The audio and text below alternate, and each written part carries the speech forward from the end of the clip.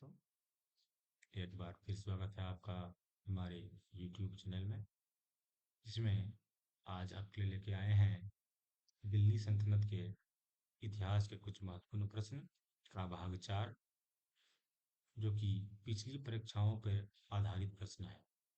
और सभी प्रश्न जो हैं वो बैंकिंग, एसएससी, रेलवे और ऑल अदर एग्जाम के लिए इम्पोर्टेंट होते हैं। जिन साथियों ने अभी तक हमारा भाग 1, 2 और 3 नहीं देखा है, वो जाके हमारे यूट्यूब चैनल पे देख सकते हैं। तो चलिए चलते हैं आज का हमारा पहला प्रश्न की ओर।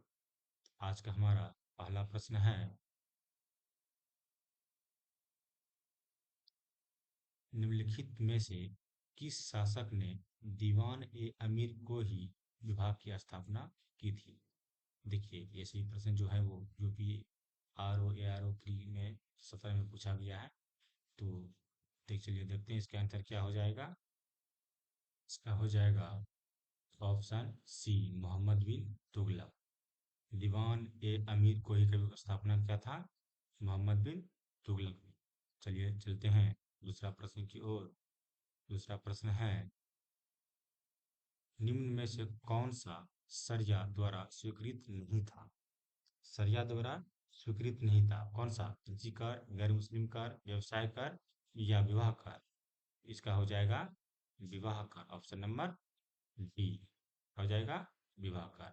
जिन प्रश्नों के आंसर आपको पता होगा, उसे आप कमेंट में अवश्य करेंगे, और जिन क्वेश्चन का आंसर आपको पता नहीं है, उसे आप नोट कर लेंगे। तो इसका ध्यान रखिएगा, विवाह कर पे सरिया स्वीकृत नहीं था। चलिए ठीक है, अगला प्रश्न चलते हैं। अगला प्रश्न हमारा है, निम्नलिखित में से कौन सी एक विशिष्टा इक्ता व्यवस्था की नहीं थी? इक्ता व्यवस्था थी एक, उसकी व्यवस्था व्यवस्था कौन सी नहीं थी? इक्ता एक राजस्व एकत्रित करने की व्यवस्था थी। हाँ, शास्त्रनामा इक्ता व्यवस्था की जानकारी स्रोत था। इक्ता से एकत्रित राजस्व सीधा सुल्तान के खाते में जाता था। अब मुक्ति को इक्ता एकत्रित राजस्व के सैनिकों को रखने पड़ते थे। देखिए, इसका हो जाएगा जो सुल्तान के पास सीधे खाते में जाते। इक्ता क्या था? एक विशिष्ट व्यवस्था था, जिससे इक्ता से एकत्रित जो राजस्व होता था, वो सीधा सुल्तान के खाते में जाता था। इसका क्या हो जाएगा? Option number C. अगला प्रश्न है, सल्तनत काल में भू राजस्व का सर्वोच्च अधिकारी था। देखिए, एक प्रश्न देखिए आईपीएस में भी पूछा गया, आईएएस में पूछा गया है। सल्तनत काल में भू राजस्व का सर्वोच्च अधिकारी कौन होता था? वो होता था चौधरी। क्या होता था? चौधरी। आजकल भी बोलचाल में बोलते हैं ज्यादा चौधरी मत बन। ठीक है, तो क्या होता है? भू राजस्व का सर्वोच्च अधिकारी था। ठीक है, अगला प्रश्न की ओर चलते हैं।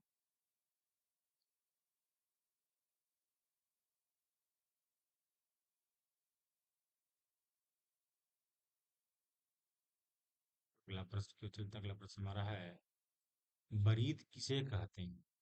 बरीद, बरीद किसे कहते हैं? बरीद एक प्रकार का था, सूचना पहुंचाने वाले थे, गुप्तचर था। कौन था? सूचना पहुंचाने वाले गुप्तचर। ऑप्शन नंबर डी, सूचना पहुंचाने वाले गुप्तचर को बरीद कहते थे। ठीक है, अगला प्रश्न हमारा है,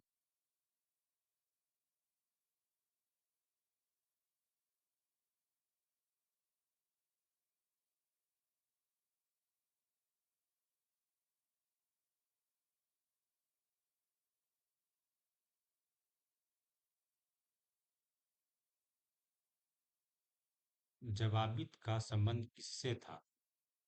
क्या है? जवाबित का संबंध किससे था? तो इसका ऑप्शन हो जाएगा ऑप्शन नंबर ए, राज्य कानून से। किससे था?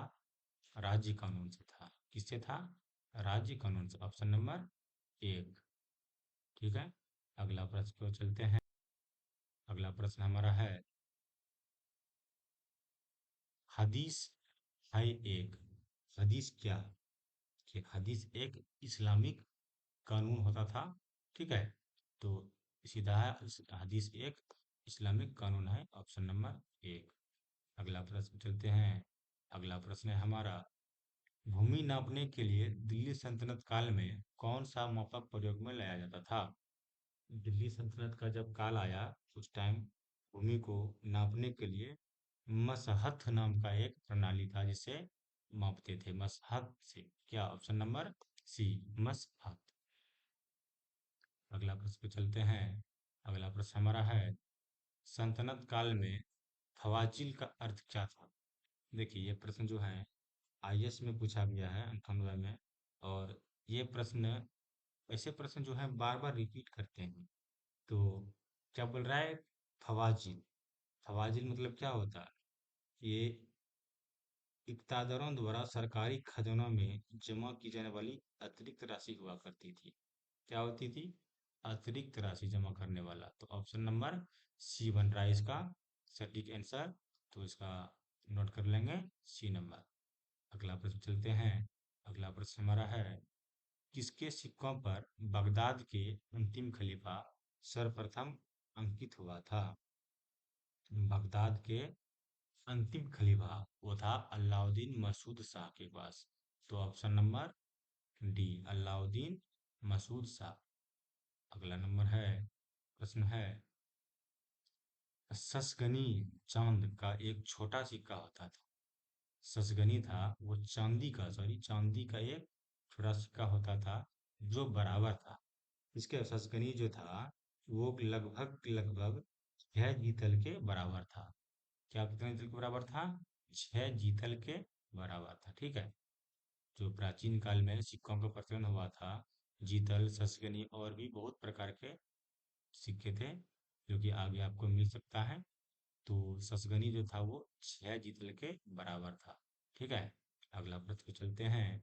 अगला प्रश्न हमारा है, निम्न में से कौन सही सुमेलित है? सही सुमेलित कौन सा है? सही सुमेलित है मुहियान गुप्तचर। ठीक, यही सही सुमेलित। मुहियान जो है एक प्रकार का गुप्तचर था, ये सही सुमेलित है। ओ, सॉरी सॉरी,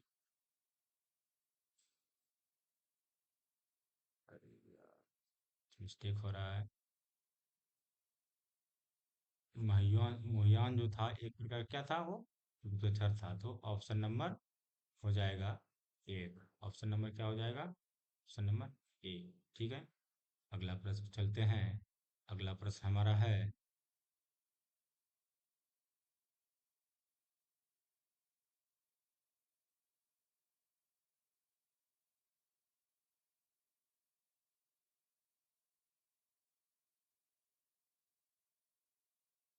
आज थोड़ा सा सिस्टम में प्रॉब्लम होने के कारण थोड़ा सा आप लोग को असुविधा हो रही होगी, इसलिए आप क्षमा करेंगे। तो चलते हैं नेक्स्ट प्रश्न की। जो आज का हमारा नेक्स्ट प्रश्न जो है वह है, निम्नलिखित में से कौन सा एक युग्म सही सुमेलित नहीं है? कौन सा एक युग्म जो है वो सही सुमेलित नहीं है? तो देखिए पहला क्या है, दीवान ए मुश्तरक राज। ये इसका स्थापना क्या क्या था? इसका स्थापना अलाउद्दीन खिलजी।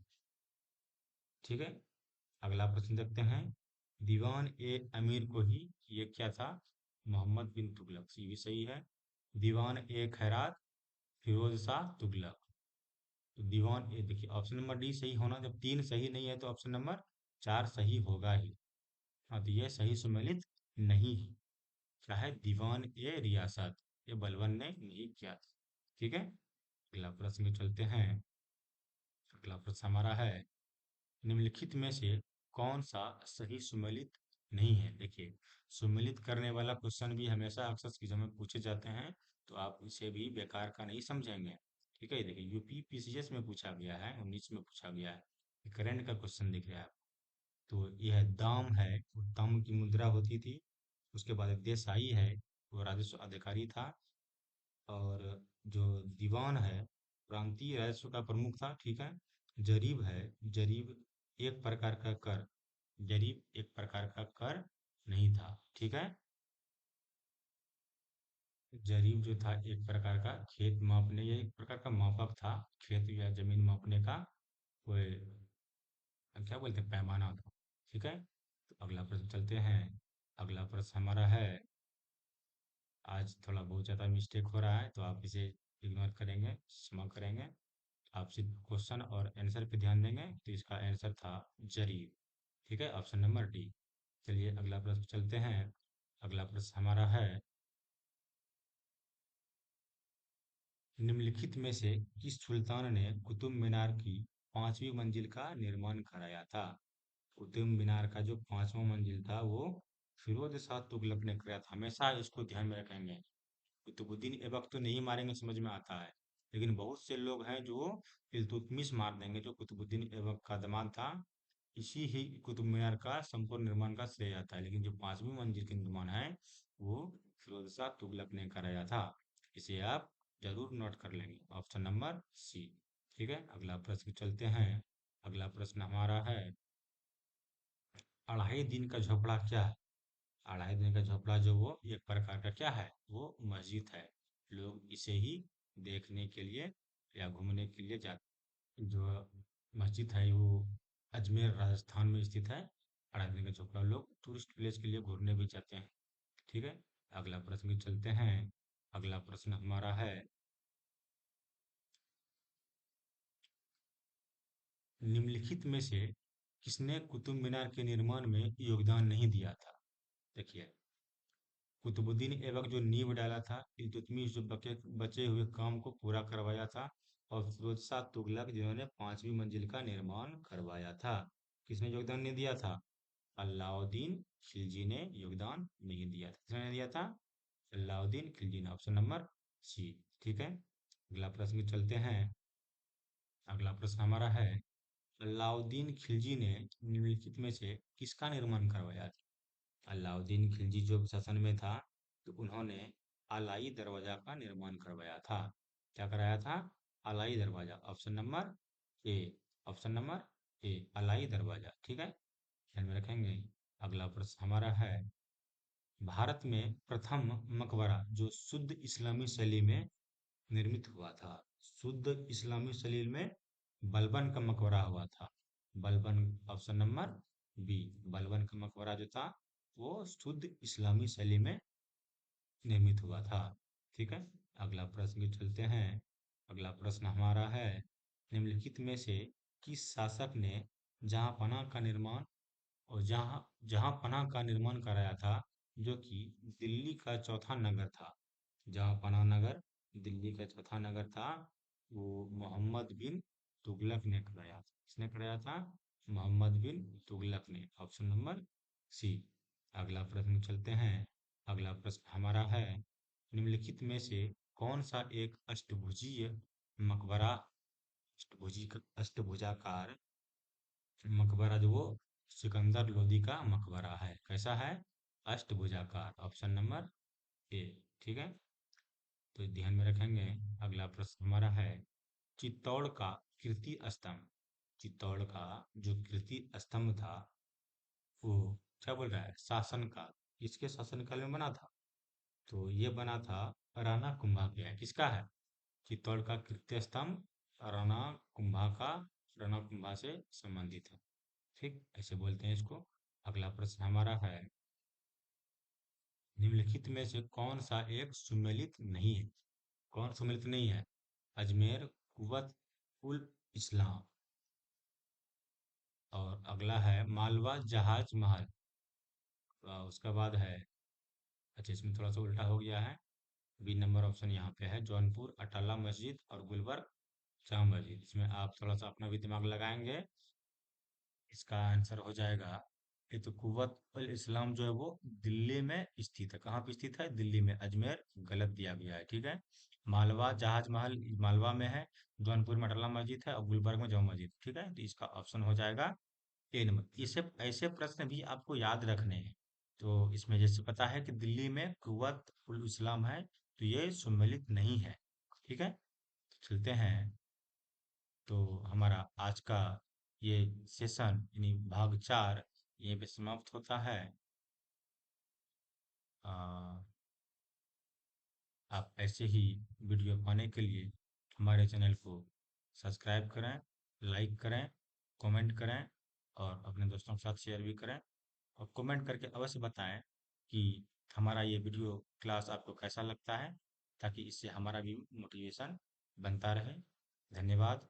जय हिंद।